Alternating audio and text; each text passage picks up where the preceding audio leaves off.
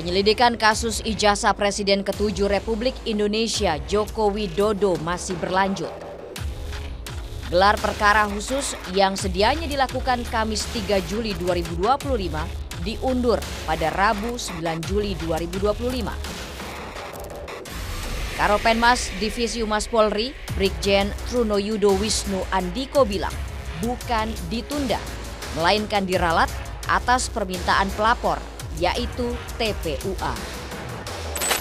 Tak hanya di Bareskrim Polri, kasus ijazah Jokowi juga berjalan di Polda Metro Jaya. Penuding ijazah palsu Jokowi, Roy Suryo CS, menolak undangan klarifikasi penyidik Polda Metro Jaya dalam penyelidikan kasus pencemaran nama baik dan dugaan penghasutan. Roy bilang, ketidakhadirannya di Polda Metro Jaya karena masukan dari tim kuasa hukumnya, di mana undangan klarifikasi bersifat tidak wajib. Saya secara pribadi dan insya Allah bersama-sama dengan Pak Rizal Fadila, Bu Kurnia Triroyani, Dr. Ismon Hasilman Sianipar, kemudian juga Dr. Tifa dan Pak Prof. Egi Sujana, artinya orang-orang yang diundang besok saat klarifikasi pada hari Rabu di Polda Metro Jaya. Kami sebenarnya siap 11.000 triliun %. Ya. Kami siap, tapi kami sangat menghormati saran dan nasihat atau advice dari kuasa hukum kami. Karena secara hukum memang itu tidak perlu dihadiri. Tapi kami siap, penegasan kami siap ini untuk menjelaskan bahwa kami menolak kalau besok ada narasi miring yang mengatakan kami ini mangkir. Oh, ini hanya soal asli atau tidak aslinya suatu dokumen, sah atau tidak sahnya suatu dokumen, gampang sekali. Pakar telematika sekaligus mantan Menteri Pemuda Olahraga, Roy Suryo membantah dipanggil polisi terkait kasus tudingan ijazah palsu yang dilaporkan Presiden Joko Widodo. Sedangkan Polda Metro Jaya mengagendakan pemeriksaan terhadap Roy Suryo terkait laporan Presiden RI ke-7 Joko Widodo soal tudingan ijazah palsu. Kita akan membahasnya bersama ex-Kabareskrim Susno Duaji. Selamat pagi Pak Susno. Selamat pagi Mbak Sinta, selamat pagi para pemirsa. Baik, kita langsung saja Pak. Ini untuk pertanyaan yang pertama, ini bagaimana Pak Susna ini melihat polemik antara Roy Suryo yang membantah menerima panggilan dari Polda Metro Jaya dengan alasan surat undangan yang tidak proper ya Pak. Sementara pihak kepolisian ini menyatakan bahwa pemeriksaannya ini telah dijadwalkan. Baik, pertama kita agak gimana ya? Agak tanda tanya. Kasusnya ini saling lapor ya. Dan terjadinya tidak hanya di Polda Metro Jaya, tetapi di markas besar, yaitu di Bareskrim. Dan ada juga di beberapa Polres, bahkan sampai Polsek. Kasusnya sama, tentang ijazah palsu, dan tentang pencemaran nama baik, dan tentang pelanggaran Undang-Undang ITE. Kenapa terjadi kegaduhan seperti ini? Karena ini tidak dijadikan satu penanganannya. Mestinya perkara ini ditarik jadi satu di Mabes Polri, di Bareskrim. Mengapa? Karena orang yang ditangani ini, yang terlibat dalam perkara ini, baik sebagai pelapor maupun sebagai terlapor, adalah orang besar gitu ya. Walaupun sekarang sudah rakyat biasa, tapi mantan Presiden Republik Indonesia. Mestinya ditangani di Mabes Polri, ya, supaya tidak gaduh. Yang kedua, tentang Roy Suryo. Kan kasus ini kita belum tahu, apakah masih dalam tahap penyidikan atau penyelidikan. Kalau penyelidikan, maka Roy Suryo bukan dipanggil, tetapi diundang untuk hadir, untuk dikonfirmasi atau dimintai informasi. Maka hadir apa tidak Roy Suryo di dalam undangan itu tidak ada sanksi hukumnya. Karena bukan penyidikan, bukan pro justisia, hanya undangan, permintaan konfirmasi. Terserah Pak Roy Suryo ada waktu apa tidak. Beda dengan kalau sudah masuk dalam tahap penyidikan. Maka suratnya adalah surat panggilan. Surat panggilan itu pro justisia. Barang siapa yang tidak datang dalam satu kali panggilan, maka dipanggil sekali lagi. Kalau tidak datang juga, maka dia dijemput paksa. Gitu. Ya. Nah, gitu ya. Oke, baik. Selanjutnya, gelar perkara ini kan semula dijadwalkan pada tanggal 3 Juli 2025 ya, Pak. Kemudian Iya, ditunda menjadi tanggal 9 Juli, gitu, atas permintaan pelapor, yakni TPUA. Nah, apakah menurut Pak Susuna ini penundaan semacam ini tuh sah secara prosedural dalam sistem kepolisian atau ada eh, potensi-potensi intervensi nih terhadap lembaga penegak hukum dalam penanganan perkara yang sensitif nih secara politik, Pak? pertama kita akui perkara ini perkara sensitif ya, karena Iya. menyangkut VVIP ya, walaupun sudah mantan.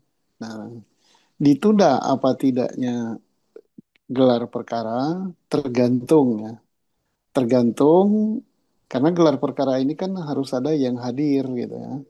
Apakah yang berkepentingan itu bisa hadir apa tidak? Nah, siapa yang berkepentingan?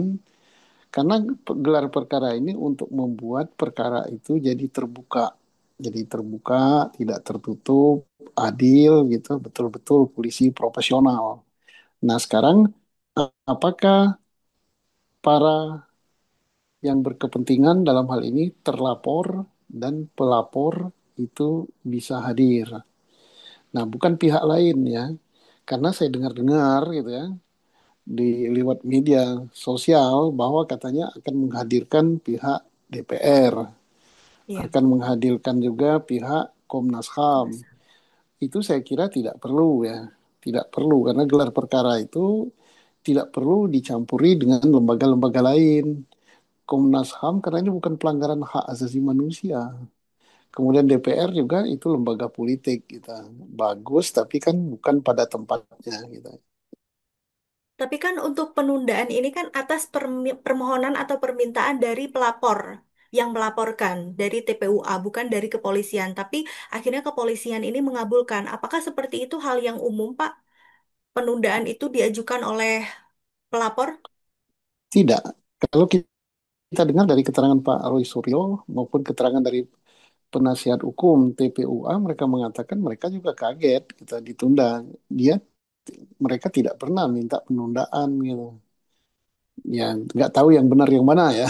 Iya, Tetapi Polri dalam hal ini kita berharap ya netral gitu, netral kemudian berpedoman pada hukum gitu. Pembuktian-pembuktian dilakukan secara hukum gitu.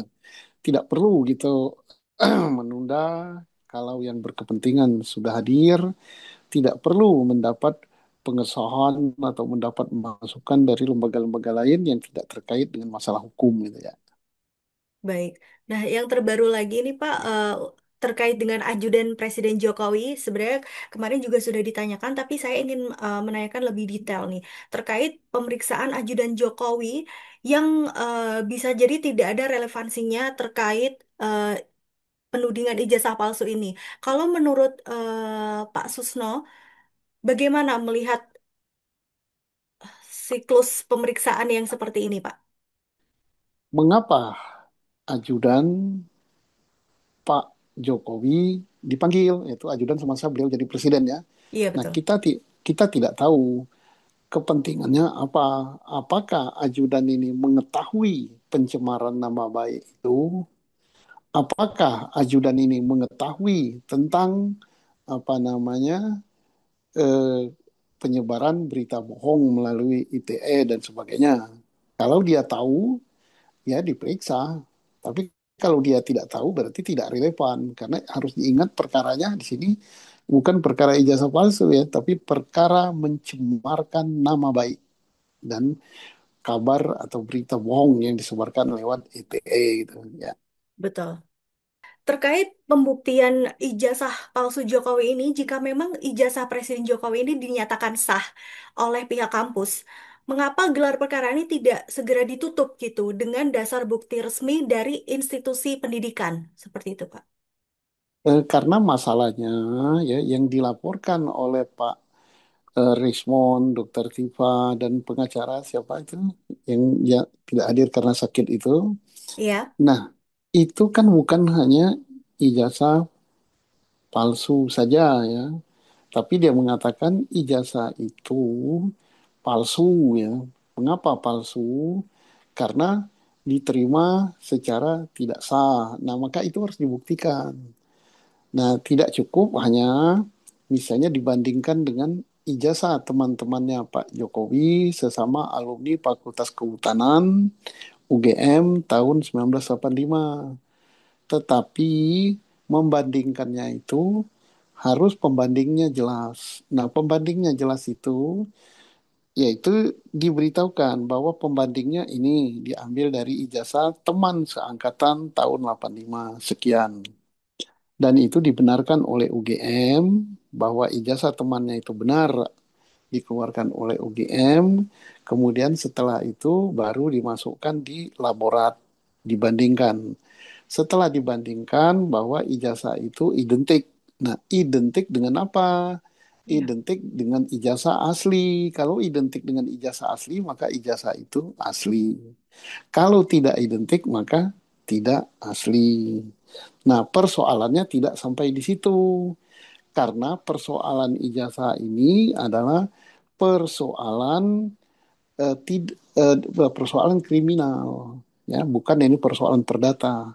Kalau persoalan perdata cukup dengan bukti formal. Bukti formal itu adalah ijazah. Manakala ijazah itu sudah dinyatakan asli, sudah selesai. Tetapi karena ini kebenaran dalam pidana itu kebenaran material, maka harus dicek juga. Walaupun dikeluarkan oleh UGM dan dinyatakan benar secara UGM bahwa itu identik, bahwa itu sama, tetapi ini dilaporkan bahwa itu tidak sah. Nah, mengapa tidak sah? Ini adalah materi dari perkara ini, kebenaran materialnya, apakah proses penerbitan ijazah itu benar apa tidak. Artinya, apakah Pak Jokowi sah atau tidak menerima ijazah tersebut. Nah, cara membuktikannya bagaimana? Dilihat apakah Pak Jokowi terdaftar sebagai mahasiswa Fakultas Kehutanan pada tahun berapa itu 80 ya kalau nggak salah. Harus dibuktikan dengan bukti hukum. Apakah Pak Jokowi kuliah? Nah, itu harus dibuktikan juga dengan tanda kuliah, tanda hadir, daftar nilai, kemudian administrasi dan sebagainya, membayar uang kuliah dan sebagainya ya. Kemudian apakah Pak Jokowi KKN? Harus dibuktikan. Apakah Pak Jokowi membuat skripsi? Nah, harus dibuktikan juga. Skripsinya ada, apakah skripsinya itu benar sesuai dengan norma-norma yang ditentukan oleh UGM apa tidak? Kalau itu sudah benar semua, berarti ijazah itu asli dan sah. Tapi kalau tidak benar, misalnya ada suatu proses yang tidak benar, berarti bisa saja asli tapi tidak sah. Ya, jadi itu yang harus dibuktikan karena ini sudah menjadi informasi publik gitu. Publik selalu menanyakan hal ini. Kalau sudah dibuktikan semua, ijazahnya asli, proses penerbitannya benar, dan Pak Jokowi berhak menerima itu, maka kegaduhan tidak akan terjadi. Nah, inilah yang kita harap Polri dan saya yakin adik-adik saya, junior-junior saya, mereka punya integritas, mereka punya kemampuan dan kemauan untuk menyidik perkara ini secara benar, gitu, untuk menunjukkan profesionalisme Polri. Tidak usah takut dengan intervensi, tidak usah takut dengan apa-apa. Dan kita sambut baik bahwa Markas Besar Polri, Baris Krim membuka lagi atau melanjutkan lagi penyelidikan gitu dengan gelar perkara. Ya. Nah, ini ke pertanyaan terakhir ini saya penasaran banget ya Pak ya. Menurut analisa Pak Susno ini, kasus seperti ini kan terkesan dibuat-buat gitu ya, sengaja berlarut-larut, panjang begitu kan Pak. Padahal bisa saja eh, kasus ini dipersingkat dan dipersimpel begitu. Pertimbangan apa sih Pak yang sedang direncanakan kalau Bapak ini melihat bagaimana dinamika dan polemik pada kasus ini Pak? Perkara tentang suatu dokumen autentik palsu apa tidak, ya bisa saja dokumen membuat dokumen palsu atau memasukkan dokumen atau menggunakan dokumen palsu ini sebenarnya udah pengalaman yang banyak di markas besar pada level Polres pun sering menyidik perkara seperti ini dan sangat gampang. Apalagi sekarang kita sudah mempunyai laboratorium yang modern gitu untuk level internasional. Laboratorium Polri itu udah bagus sekali. Sebenarnya perkara ini tidak sulit ya, gampang gitu ya. Gampang, tapi mungkin karena Polri sangat hati-hati. Tetapi jangan sampai kehati-hatian ini menimbulkan kecurigaan pada publik. Ada apa kok kalau menyidik perkara ijazah palsu atau dokumen palsu yang tidak melibatkan VVIP kok bisa cepat, yang ini kok lambat gitu. Nah, itulah yang kita minta kepada aparat Polri yang semakin lama semakin profesional dan didukung oleh peralatan yang sangat modern untuk lebih cepat, lebih profesional, dan lebih terbuka. Nah, pengertian lebih terbuka di sini adalah bersifat transparan dan adil. Dan termasuk kepada publik juga. Kita belajar dari kasus ini untuk lebih dewasa gitu, menyikapi sebuah kasus. Jadi kita jangan menimbulkan asumsi-asumsi, misalnya, wah kok ini ijazah nggak diberikan oleh Pak Jokowi, langsung timbul asumsi begini. Wah ini Pak Jokowi fotonya begini, timbul asumsi. Nggak boleh, semua harus dibuktikan secara hukum. Demikian juga kepada pihak terlapor ya, untuk di Polda Metro. Wah Pak Rismon CS, Pak siapa namanya, Roy Suryo CS, belusukan sampai ke UGM mencari siapa itu, dosen pembimbingnya, diminta keterangan, direkam. Ini membuat heboh. Tidak, kita bersikap positif saja. Itu bukan membuat heboh, tetapi karena ini kalau akan berdampak hukum pada mereka. Palsu atau tidak palsu ijazah ini hasil pembuktian dari Baris Krim Polri akan berdampak hukum baik kepada Pak Rismon CS maupun kepada Pak Jokowi CS ya. Jadi perkara ini ibarat kita naik perahu. Perahunya tenggelam maka yang akan celaka yang ini, perahunya tidak tenggelam maka yang celaka yang ini. Jadi ini kehati-hatian dan kita hargai masing-masing mereka itu mengumpulkan alat bukti sesuai pasal 184 KUHAP dan Polri harus adil menerima alat bukti itu dan mengujinya secara yuridis gitu. Baik Pak, ini satu lagi, apabila nanti pada akhirnya gelar perkara ini terbukti tidak objektif dan penuh intervensi di dalamnya, apakah Pak Susno ini mendukung dibentuknya tim independen lintas institusi atau bahkan Komisi Pencari Fakta Nasional untuk membongkar keseluruhan proses penanganan kasus ijazah Presiden Jokowi ini, Pak? Tidak, perkara ini simpel gitu. Nggak perlu lah. Keahlian Polri sudah lebih dari itu. Ngungkap teroris yang susah aja bisa. Tinggal apa namanya, kita berikan dukungan. Polri tidak perlu diintervensi dan tidak perlu adanya pencari fakta. Oh ini hanya soal asli atau tidak aslinya suatu dokumen, sah atau tidak sahnya suatu dokumen, gampang sekali. Barangnya ada, UGM-nya ada, laborat kita ada, saksi ada, tinggal bagaimana transparansi dan keadilan dari penyidik tidak berpihak pada manapun, yang salah dikatakan salah, yang benar katakan benar gitu. Enggak, dan ini kan Polri tidak akan apa namanya, kalau Polri berpihak berarti Polri akan mengorbankan nama baiknya dan itu mencederai Polri. Kita yakin ya, kita harus positive thinking, yakin bahwa Polri profesional, bahwa Polri akan mengatakan sesuatu yang benar adalah benar. Nah, mengapa lambat? Ya karena mungkin banyak pertimbangan tadi. Tapi setelah adanya desakan-desakan masyarakat ini ya kita harapkan polisi profesional. Dan kuncinya satu ya, kuncinya satu. Baik perkara yang di Polda Metro Jaya tentang pencemaran nama baik dan berita bohong, yaitu pelanggaran Undang-Undang ITE, dan perkara yang ada di Markas Besar Polri itu harus disatukan tempat penyidikannya. Di mana? Yaitu di Mabes Polri. Dan pokok masalah ini adalah ijazah. Maka harus dibuktikan ijazah itu asli apa tidak, sah apa tidak. Udah itu saja. Kalau itu udah selesai, selesai. Jadi jangan sampai, wah ini di Polda Metro Jaya itu ada sekian pasal, sekian kejahatan. Tapi persoalannya hanya satu. tentang ijazah itu.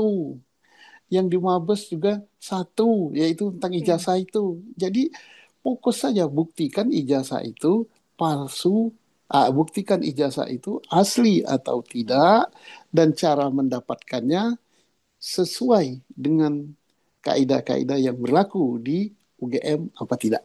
Nah, kalau itu semua sudah selesai, udah clear and clean gitu. Tidak perlu menyebar kemana-mana. Cara membuktikannya tadi sudah, yaitu dibandingkan dengan pembanding yang asli. Asli. Yang kedua, proses penerbitan ijazah itu dimulai dari pendaftaran sebagai mahasiswa, kemudian proses selama kuliah, kan ada proses belajar mengajar, proses ujian, proses KKN, kemudian sampai dengan membuat skripsi. Ya. Skripsinya itu benar apa tidak gitu, bukan Ya. skripsi-skripsian. Nah, itu tidak bisa dinyatakan dengan omon-omon, tapi pembuktian secara hukum. Ya. UGM kan masih punya Fakultas Kehutanan kan punya atasan namanya rektorat. Ya. Gitu. Jadi saksi juga. Kalau masih belum percaya, tanya juga untuk keterangan ahlinya kepada Dirjen, sekarang bukan Dirjen ya, Kementerian Dikti gitu ya. Jadi nggak susah lah ini. Oke, jadi tadi salah satu kuncinya harus ini ya Pak, disatukan di satu tempat penyelidikan biar tidak kemana-mana ya untuk Iya. kasus ini. Iya.